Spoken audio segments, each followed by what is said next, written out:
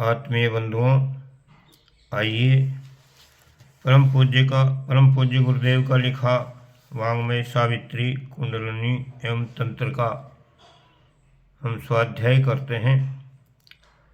ये आज इसका दूसरा पार्ट है, दूसरा दिन है। एक बार गायत्री मंत्र बोलें। ओम भूर्भुवः स्वः तत्सवितुर्वरेण्यं भर्गो देवस्य धीमहि धियो यो नः प्रचोदयात्। गायत्री गंगा की अनेकानेक धाराएं। गायत्री यूं चारों वेदों में पाया जाने वाला एक महामंत्र है, जिसमें शिक्षात्मक प्रेरणाएं इतनी हैं कि बुद्धि को शुद्ध रखा जाए। यही वह केंद्र है जहाँ उत्थान पतन के अंकुर उगते हैं। यदि बुद्धि भ्रमित हो जाए, निकृष्टता की दिशा में चल पड़े, तो फिर समझना चाहिए कि आदि व्याधियों का घटाटोप सिर पर घूमने ही वाला है। इसलिए समस्त शास्त्रों और धर्म दर्शनों का सार तत्व गायत्री मंत्र में सन्निहित समझा जा सकता है। मान्यता, भावना, विचारना, आकांक्षा, कल्पना और क्रिया तत्परता की पृष्ठभूमि बुद्धि के आधार पर ही बनती है और विकसित होती है। उसी आधार पर मनुष्य उत्कृष्टता, निकृष्टता अपनाता और ऊंचा उठता या नीचे गिरता है। अस्तु मानवीय संपदाओं में बल, वैभव, पद, अधिकार, शिक्षा, कौशल आदि सभी की तुलना में सद्बुद्धि को सर्वोपरि माना गया है और कहा गया है कि अपनी ही नहीं, अपने समाज की विचारणा को उच्च स्तरीय बनाने में प्रयत्नरत रहना चाहिए। ये गायत्री का ज्ञान पक्ष है। दूसरा है विज्ञान पक्ष, जिसके अनुसार गायत्री सविता देवता की प्राण चेतना, जड़ चेतना, सृष्टि की नियंत्रण करती आद्य शक्ति है। ये उत्पादन क्रम में ब्राह्मी, अभिवर्धन में वैष्णवी और परिवर्तन क्रम में सांभवी मानी जाती है। उसे वेद माता, देव माता और विश्व माता भी कहा गया है। महाप्रज्ञा के रूप में वेद माता है। उपासक के चरित्र में दिव्यता भर देने के कारण देव माता है, जिसका कार्य क्षेत्र, प्रभाव क्षेत्र समूचा संसार है। इसलिए उसे विश्व माता कहा गया है। गायत्री की योग धारा भी है और तंत्र धारा भी। योग धारा के अवगाहन से सप्तऋषियों का परिकर विभूतिवान बना था और रावण, कालनेमी जैसों ने उसे अघोर क्रम से अपनाकर दैत्य स्तर की सशक्तता प्राप्त की थी। विश्वामित्र ने इन दोनों धाराओं को गायत्री सावित्री नाम के असुर दमन और सद्भाव संवर्धन के निमित्त भगवान राम को प्रशिक्षित किया था। सामान्य जन उसकी उपासना मनोकामना पूर्ति और बाधाओं की निवृत्ति के लिए करते हैं। ये सर्वविदित परिचय है। गायत्री का सूक्ष्म परिचय प्राप्त करने के लिए अधिक गहराई में उतरने की आवश्यकता है। जिस प्रकार शुक्राणु में एक व्यक्ति का स्वस्थ बुद्धि, कौशल, प्रतिभा आदि सभी कुछ सन्निहित रहता है, बीज में वृक्ष का कलेवर, पुष्पों की बनावट, फूलों का स्वाद एवं आयु विस्तार आदि की सारी विशेषताएं सूक्ष्म रूप से विद्यमान रहती हैं, उसी प्रकार गायत्री महामंत्र के 24 अक्षरों में विभिन्न स्तर की विभूतियाँ, विशिष्टताएं, रिद्धियाँ, सिद्धियाँ समाविष्ट हैं। उन सब के समन्वय से ही एक पूरा गायत्री मंत्र बनता है। दत्तात्रेय गुरु की खोज जब पूरी नहीं हुई तो वे प्रजापति के पास गए और प्रमाणिक गुरु उपलब्ध करने के लिए उनसे निर्देश चाहा। उन्होंने उन्हें 24 गुरु के लिए कहा।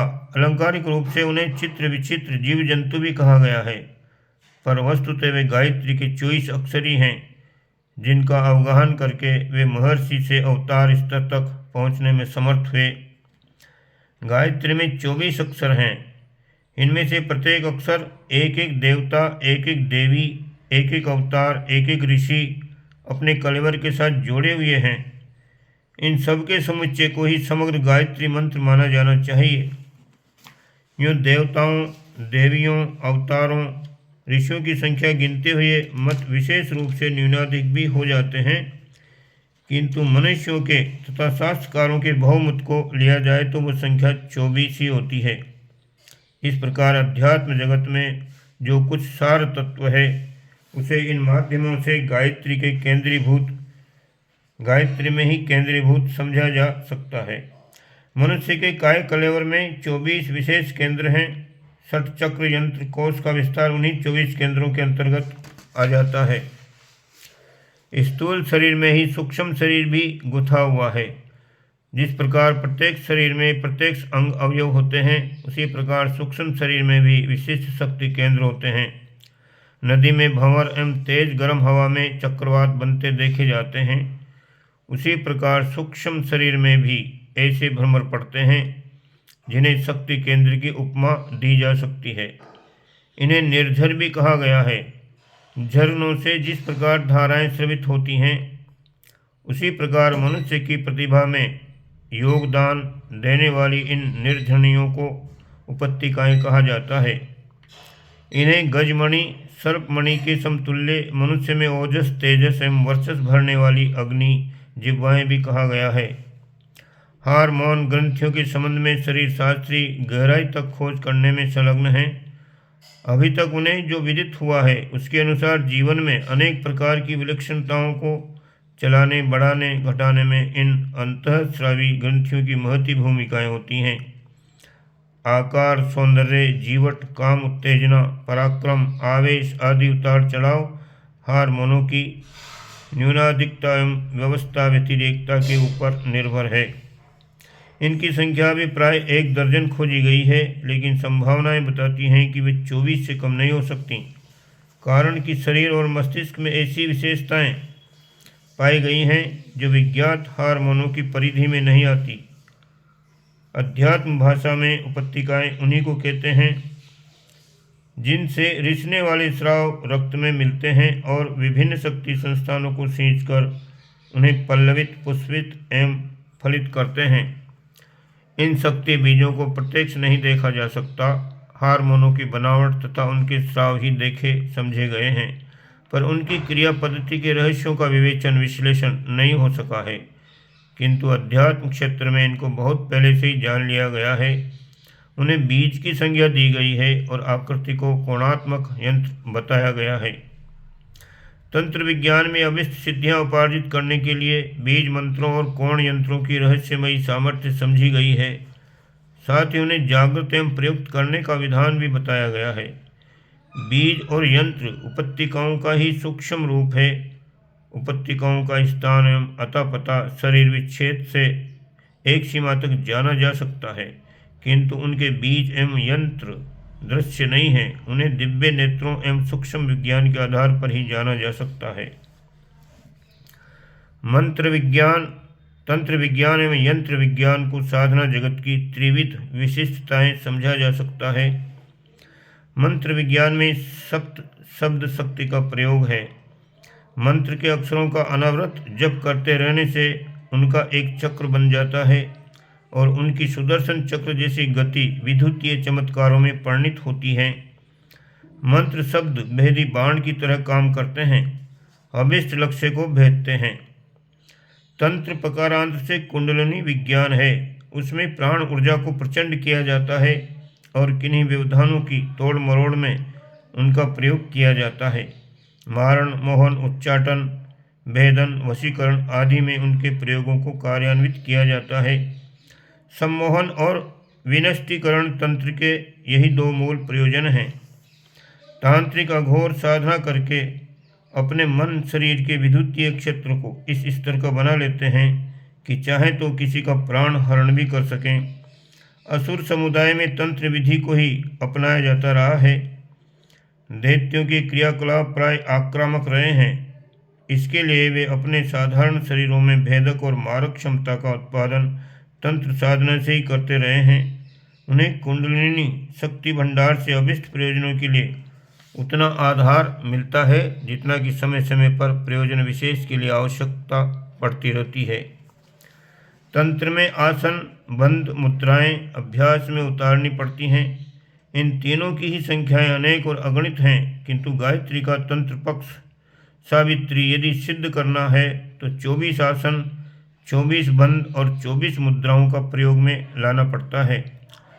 24 मुद्राएं प्रसिद्ध हैं। बंधों की मोटी जानकारी 3 तक सीमित है, किंतु विशेषज्ञों को विदित है कि उनके भी भेद उपभेद 24 की संख्या तक पहुँचते हैं।